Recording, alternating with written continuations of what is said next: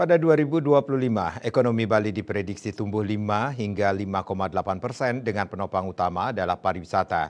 Namun pariwisata akan berjalan berbeda arah dengan harapan masyarakat Bali.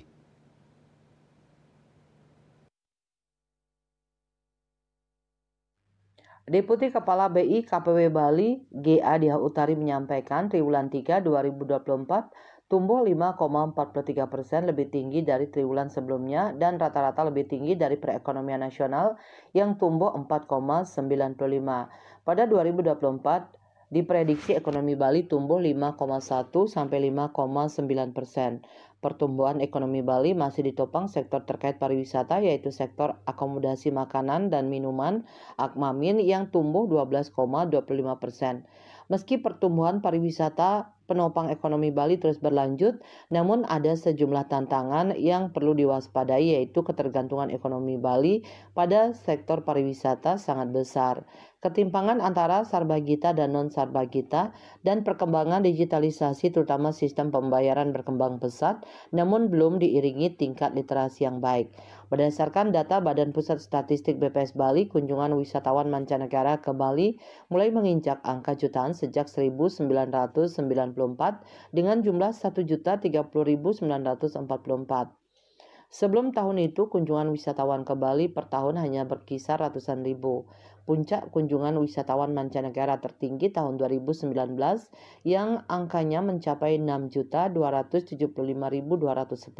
Dengan tingginya jumlah wisatawan yang berkunjung ke Bali, minat investasi juga semakin bertumbuh. Terlihat dari data BPS Bali tahun 2022, penanaman modal asing di Bali mencapai 6,4 triliun rupiah dan tahun 2023 naik menjadi 11,9 triliun, naik 2 kali lipat. Sementara tahun 2009 penanaman modal asing hanya 2 triliun rupiah. Investasi tersebut terfokus di Badung. Terlihat dari data nilai penanaman modal asing di Badung lebih tinggi dari kabupaten kota lainnya secara berturut-turut setiap tahunnya. Pengamat pariwisata Imade Sulasejaya mengatakan perkembangan pariwisata Bali sangat mengkhawatirkan. Terjadi perubahan pariwisata yang sangat signifikan terlihat dari jumlah kunjungan.